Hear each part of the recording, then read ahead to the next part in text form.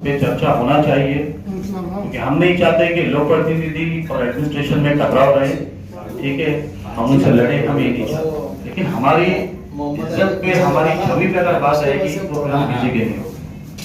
और यहाँ पे वारंवार प्रभाग अधिकारी, नगर सेवक को जितना जहाँ पे उसको मौका मिलता है वो उसको निशा दिखाने की कोशिश कर रहा है, पूरी तरीके से भ्रष्टाचार ओपनली कर रहा है। मैं अपनी बात की शुरुआत अगर करूंगा और मैं एकदम ओपनली करूंगा, मुझे कमिश्नर सर से कोई इशू नहीं है। For me he is a non corporate officer, क्योंकि मेरे 1 लाख से लेके 5 करोड़ की फाइल में आज तक मुझे कभी फोन नहीं आया कि सर ने आपकी फाइल रोके है, आपको पैसा देना, इसलिए मेरी नजर में वो नॉन कॉर्पोरेट ऑफिसर है। बट अंगे की चोट पे बोल रहा हूं मैं, लेकिन नीचे के ऑफिसर्स अगर हमको तकलीफ दे रहे हैं तो हमने किसके पास जाने? 4 फरवरी को मैं डेट भी आपको दे रहा हूं, हम मैसेज करते हैं डराडे सर को, सर आपके प्रभाग अधिकारी, हम किसी का नाम नहीं लिखते, आपके प्रभाग अधिकारी ओपनली इंक्रोचमेंट के नाम के ऊपर किसी से 1 लाख रुपए मांग रहे हैं, किसी से 2 लाख रुपए मांग रहे हैं, किसी से 10,000 रुपया महीना मांग रहे हैं, किसी से 20,000 रुपया मांग रहे हैं। मैसेज किया हूं मैंने दराडे सर को, 2 बार मैसेज किया हूं, 2 बार कॉल किया हूं 4th of Feb को। उसके बाद दराडे सर ने क्या करना चाहिए था? दराडे सर ने मुझको बुलाना चाहिए था, मुझे कॉल करना चाहिए था कि सर आपने किसके खिलाफ शिकायत की हो, यही होना चाहिए। और जो भी बोल रहा हूं नाम के साथ बोलूंगा, कहां से पैसे लिए वो भी बोलूंगा, उसके बाद उनके ऊपर कार्रवाई हो नहीं हो, उनकी बिल्डिंग बचे नहीं बचे मेरा कंसर्न नहीं है। मैं किसी की बिल्डिंग के बचाने का ठेका नहीं लिया हूं, और यहाँ पे मैं खड़े किसी की बिल्डिंग बचाने नहीं हुआ हूं। इल्लीगल है तोड़ दो, ऑन रिकॉर्ड बोल रहा हूं, मेरा वो कंसर्न ही नहीं है, वो दलाली मैंने कभी नहीं किया हूं।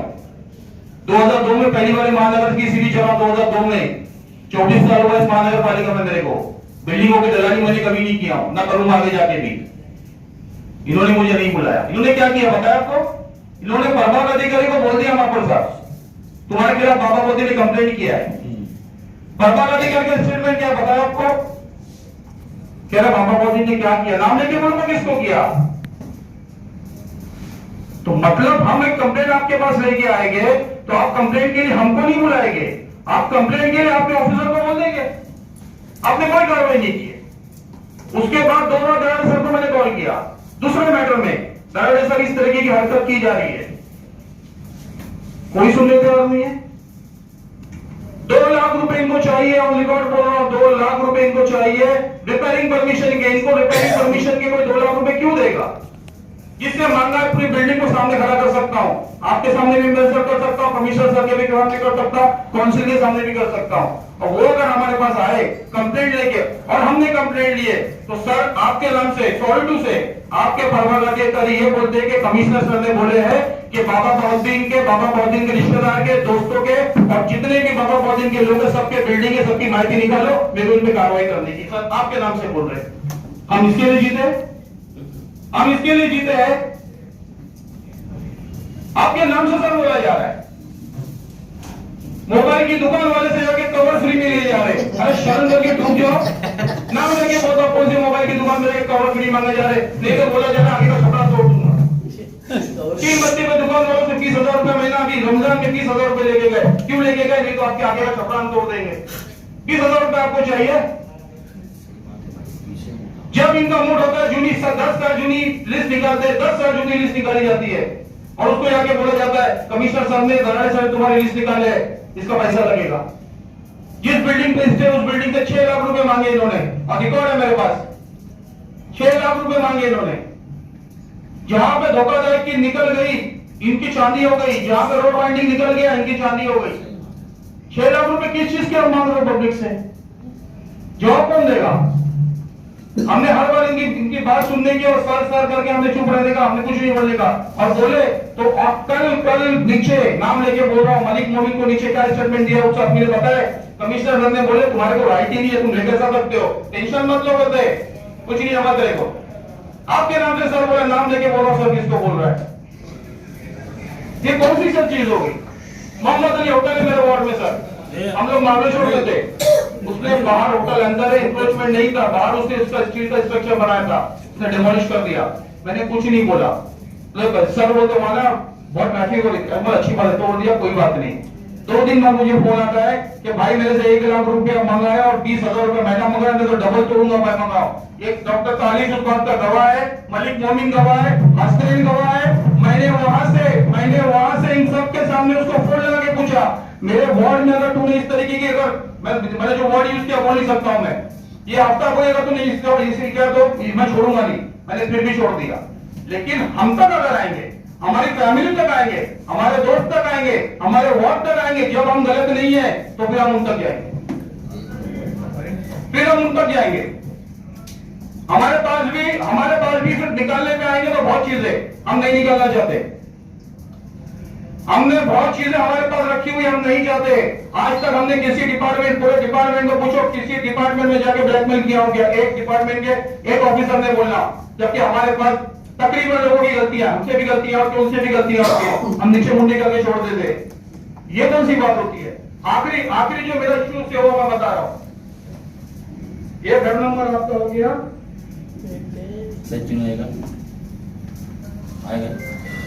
घर नंबर 231, एक मिनट, घर नंबर 231 मुझे नीचे मिले, आपके पास भी लेडी आ चुकी है। आप बोलता ठीक है, बोलते बाबा भाई हम गए रिपेयरिंग परमिशन मांगने, 2.25 लाख रुपया मांगा है और पूरी बिल्डिंग आके जिस चीज पे हाथ रखने बोलोगे, ठीक है, जैसे हम वी आर मुस्लिम तो हम बोलते हैं कि हम अल्फिया बोलेंगे, नहीं बात कर रहा हूँ, उनकी बात कर रहा हूँ, ठीक है। इसने हमसे 2.25 लाख रुपए मांगा, हमने इसको 2.25 लाख रुपए नहीं दिए। इसने 32 साल जुली बिल्डिंग को 24 घंटे का नोटिस लगा इलीगल बोल के तोड़ने का। कितना बिल्डिंग का? वो तुम्हारे पास आए हैं रिपेयरिंग परमिशन मांगने, तुम्हारे को पैसे नहीं दिए 2.25 लाख, तो तुमने उसको 24 घंटे का नोटिस लगा दिया वो बिल्डिंग तोड़ दो। जब उससे मैंने सवाल किया, जब मैंने मेरे से सवाल किया तो मुझे क्या बोलता है वो, ठीक है, कि उसके ऊपर 27 लाख रुपए घरपट्टी बाकी है। क्या बोला? 27 लाख रुपए घरपट्टी बाकी है। मैं बोला 27 लाख रुपए का घरपट्टी बाकी है। पहली बात, उस बिल्डिंग में 12 फ्लैट है, 12 फ्लैट में से 12 की घरपट्टी पिछले साल तक की क्लियर है। तुम उनको बोलोगे पूरे कंपाउंड की घरपट्टी भरे, तो पूरे कंपाउंड की घरपट्टी वो क्यों भरेंगे? कमर्शियल प्रॉपर्टी की घरपट्टी वो क्यों भरेंगे? वो अपने 12 फ्लैट की भरेंगे। मैंने दराड़े सर को फोन करके कंप्लेंट ये किया कि सर इस तरीके की हरकत हो रही है। दराड़े सर ने क्या किए, जिस आदमी ने 2.25 लाख रुपए मांगा था, जिसकी कंप्लेंट लेके गए थे, वो कंप्लेंटर को दराड़े सर ने क्या बोले, जाओ उसके पास, सभापति के पास। मतलब जिस आदमी से वो पीड़ित है, जो उनको तकलीफ दे रहा है, दराड़े सर ने उनके पास उसको भेज दिया। तो फिर हमने क्या करने का, फ्रस्ट्रेट नहीं होने का, क्या करने का हमने?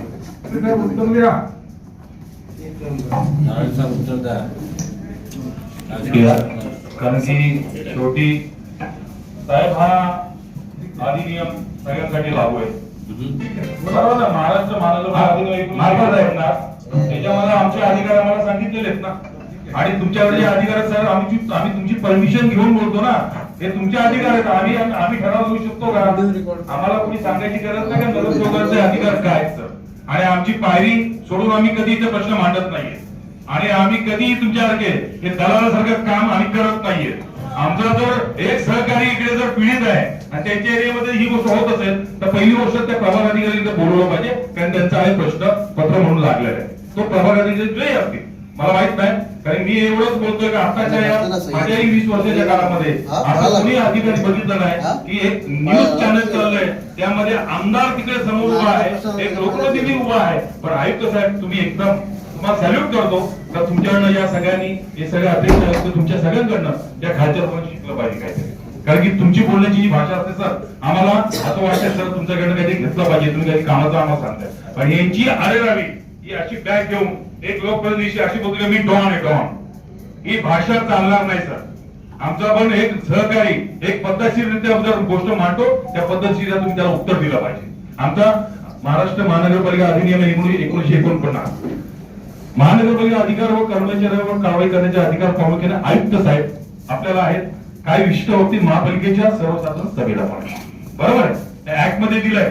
मग तुम्ही असं एक डायरेक्ट काय बोलता, आपल्याकडे या पुस्तकामध्ये चिक्कार आम्ही काय काय बोलू शकतो, आम्ही जर आणलं ना तर आपली महासभा पण 3-3 दिवस झाले, पण आपण विचार करतो की हे आपण शासन प्रशासन आणि लोकप्रतिनिधी यांचे ताळमेळ झालं पाहिजे तर आपण कामकाज करू शकतो। असं नाही की तुम्ही जर आरेरावी केली तर आम्ही आरेरावी करू शकत नाही। आम्हाला शेवटी आंबेडकर साहेबांनी दिलाय ना काय जे आम्हाला हक्क दिलाय लढायचा, तो आम्ही रस्त्यावरती उतरून करू, तुमच्या दालनाच्या समोर येऊन करू, पण जर अशाच गोष्टी तुम्ही जर उत्तर देत असतील तर आम्ही गप्प बसणार नाही. त्याच्यावरती एक तर त्याची पूर्णतः इथे बोलवा, त्यांच्याकडे उत्तर घ्या आणि त्याला तात्काळ एक तर त्याच्या कारवाई निलंबनाची व्हावी किंवा बदलीची व्हावी ही आपणास मी महापौर साहेब आयुक्त साहेब विनंती करतो. एक पॉइंट भूल गया. 21 तारीख को सर मुझे फोन आता है, 30 तारीख को फॉर्म भरा गया है, 21 तारीख को मुझे फोन आता है कि कमिश्नर सर ने, सर सॉरी टू से आपका नाम ले रहा हूँ जबकि आपका कंसर्न नहीं है फिर भी ले रहा हूँ, ठीक है. कमिश्नर सर ने तुम्हारी तमाम कुंडली निकालने बोले है.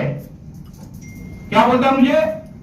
तुम्हारी, अरे 3 बार इलेक्शन ले रहा हूँ, 3 बार स्क्रूटनी किया हूँ, जिसको निकालनी है मैं नाम नहीं लेना चाहता हूँ उसका.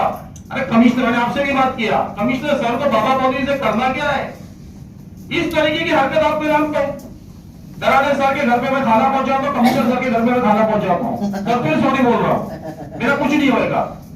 रमजान में मैंने दराडे सर का, कमिश्नर सर का मीठा पहुंचाया हूँ, मैंने कमिश्नर सर के खाना पहुंचाया हूँ, बाबा चौधरी मेरा क्या करेगा? अरे सर क्या चला है? सबसे पहले तो प्रभाग अधिकारी को जो 4 व्हीलर दिए हो सर, मेहरबानी करके निकालो, उनको बाइक पे लाओ.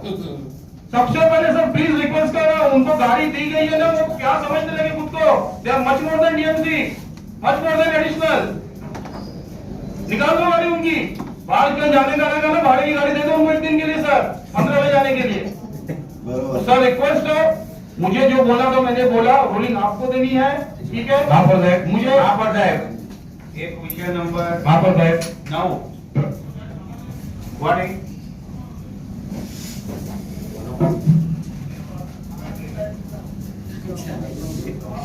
चार दराडेदार पैसा